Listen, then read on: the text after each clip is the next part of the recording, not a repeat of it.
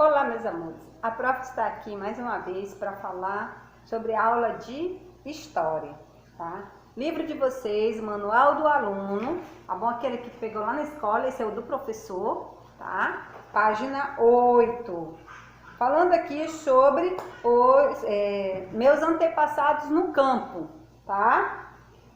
Todos nós temos uns antepassados aí que vieram para cá, para o Brasil.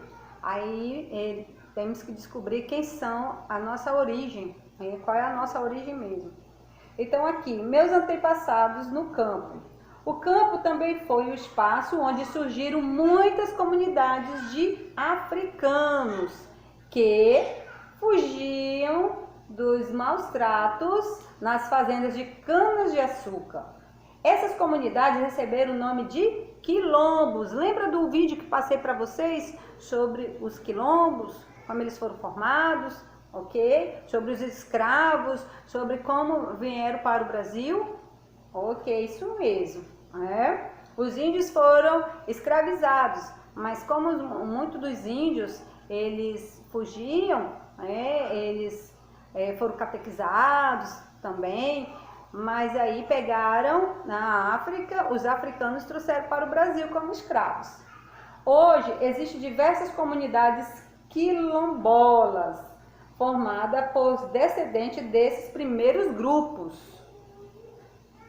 Há cerca de 170 anos, a partir de 1850, muitos estrangeiros vindos de diversas partes do mundo, principalmente da Europa, chegaram ao Brasil em busca de novas oportunidades de vida. Muitas coisas vieram da Europa para cá. Muitos deles foram morar no campo para trabalhar nas lavouras e fazendas que necessitavam de muita mão de obra. Você conhece a história da chegada de seus antepassados ao Brasil? Procure fazer uma pesquisa na sua casa, saber sobre os seus avós, sobre os seus descendentes, de onde que eles vieram. Aqui nesse espaço, tá falando assim, ó, siga o passo a passo a seguir. Esse passo a passo nós vamos pular, tá bom? E vocês podem pesquisar e tudo mais, eu não vou cobrar isso aqui, não é para fazer esse trabalho. Vocês pesquisem para vocês saberem mesmo, tá bom? Vamos pular para a página 9. As transformações no campo. Para o urbano, o campo era um lugar que parecia estar parado no tempo. Ele teve essa impressão por causa das estradas de terra, do estilo de algumas construções, dos jeitos tradicionais de viver e trabalhar. A questão 1 fala assim, ó, você tem uma impressão parecida com a de urbano a respeito do campo? Por quê? O urbano fala assim, vovô, o campo parece sempre estar do mesmo jeito. Aí o vovô fala assim, ó, é só impressão, urbano. O campo já passou por muitas transformações. Eu passei um vídeo para vocês sobre paisagem natural e modificada ou cultural. Vocês podem observar que o campo houve muita transformação, tanto pelo próprio tempo, quem viu filmes de dinossauros, a época que existiram e eles foram extintos, né, por muitas coisas que aconteceram. Então, a natureza, houve uma transformação aí, já desde aquele tempo. Então, ela continua passando por transformações. Ela ainda não parou. A questão 2 diz assim, ó, para você, quais seriam essas mudanças que ocorreram no campo desde a época dos primeiros colonizadores portugueses? Então, tá fácil, né? Você já sabe dizer qual foram essas transformações que aconteceram no campo até os dias atuais.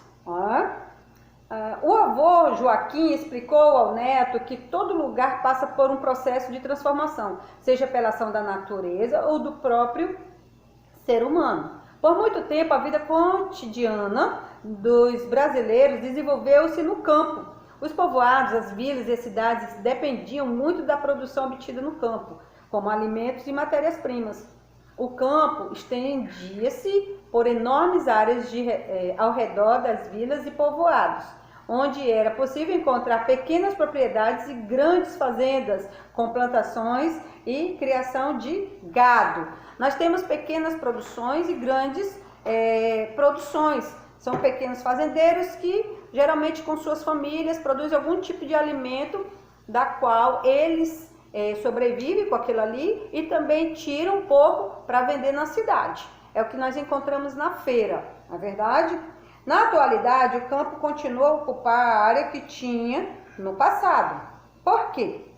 Converse com alguém da família, que aqui diz assim, converse com os colegas, o professor, sobre o assunto e anote as suas conclusões. Converse com a sua família e anote o que você concluiu disso aí, o que você absorveu disso aí. De tudo o que se produz no campo, parte era vendida para outros países e parte ficava em nosso território, para o consumo da população. Hoje em dia não está diferente não. A questão 4 fala assim, ó, o que você leu no parágrafo anterior ainda ocorre no Brasil? Você consegue dar exemplo desses tipos de comércio? Então, o que você compra que não tem aqui no Brasil? Você compra de fora. E o que tem no Brasil que lá fora o pessoal compra que é do Brasil? Eu falei isso em aula. Eu já conversei com vocês sobre esse assunto em aula anteriormente. Vamos só relembrar aí o que nós compramos de fora e o que o pessoal de fora compra aqui do Brasil, tá bom? Antigamente, todas as atividades no campo eram realizadas por meio do trabalho braçal, né? Ou com a ajuda de animais. O avô de Urbano lembrou que, quando era criança, as plantações do Rio Claro eram um pouco diferentes, porque não existiam tecnologias modernas como as de hoje. Antigamente, eles usavam os animais, ossos,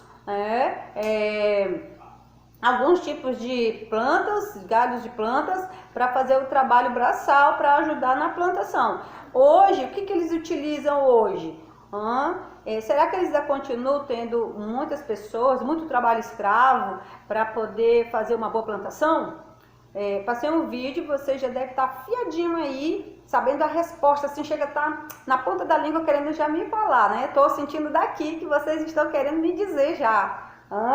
Então, quais tecnologias que existem hoje no campo não faziam parte do cotidiano rural do passado? Pensando quando os portugueses chegaram aqui, nossa, eles vieram com as caravelas, os barcos à vela. Então, daí você já tira uma conclusão, tá bom, meus amores? Então, respondo aí a questão 5, tá muito facinho. E aqui, ó, com o tempo, o campo também se tornou um espaço para a prática de atividades de lazer, como ecoturismo. Nós podemos tirar aqui o Hotel Fazenda, Três Capelas, e outros que tem caça e pesca. Então, virou assim, uma atividade de lazer de ecoturismo. Além disso, novas tecnologias e novas oportunidades nas cidades, que cresciam cada vez mais, criaram condições para que muitos habitantes do campo se transferissem para os centros urbanos. Eu passei também um vídeo falando no sertão. Até teve uma musiquinha de Luiz Gonzaga, Asa Branca, falando por que muitas pessoas saem do campo para a cidade. E o que acontece com eles? Eles conseguem sobreviver na cidade? Por quê? Pense aí, tá bom, meus amores? Beijo, próxima aula. Estarei aqui também passando para vocês, tá bom, meus amores? Tchau, tchau.